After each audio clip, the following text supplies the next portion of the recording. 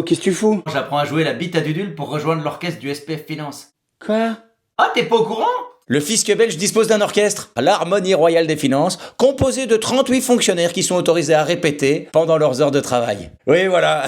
En gros, c'est nous qui payons. Youpi! Alors on nous indique que ça représente l'équivalent de 5 temps plein. Voilà, plus ou moins 200 000 euros par an. Bon, à côté des 76 millions d'euros pour le projet iPolice, c'est une crotte de nez dans l'océan du budget belge. Oh, mais restons positifs, comme dans le Titanic. On a beau couler, l'orchestre continue de jouer. La symphonie du déficit. Toujours plus bas. Toujours plus bas. Par contre, quelqu'un les a déjà vus en concert? Non, peut-être qu'ils sont bons. En tout cas, j'ai vu sur leur site, il y a 3 représentations en 2026. Mais surtout, j'ai vu qu'ils vendaient leurs CD. Question, il y a des bénéfices? Si oui, où vont-ils? Faudrait peut-être les dénoncer au SPF Finance. Ah ben non, c'est eux. En fait, l'orchestre du SPF Finance, c'est le stage d'été dans American Pie. Sauf qu'au final, la flûte, c'est nous qui l'avons dans le cul. Et bon, comme déjà dit, il y a plus grave niveau mauvaise gestion d'argent public. Exemple, il y a enfin un gouvernement à Bruxelles. Je rappelle que le gouvernement bruxellois est composé d'un ministre-président et de 4 ministres. 2 francophones, 2 néerlandophones. Le nouveau ministre-président, Boris Diliès, va gagner 250 000 euros bruts par an. Il a fallu plus de 600 jours pour former ce gouvernement. Ça a fait perdre des millions à la région. Et le gars va toucher presque autant que le premier ministre. C'est plutôt bien payé pour un gars qui est même pas bilingue. En tant que chef d'orchestre du gouvernement bruxellois, on peut dire qu'il démarre sur une mauvaise note. Humour de solfège.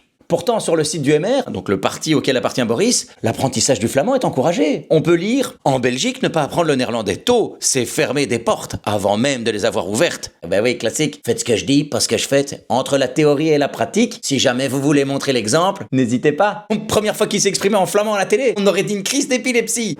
Ik moet werken voor Brussel. We zullen zien, hein. We zullen zien.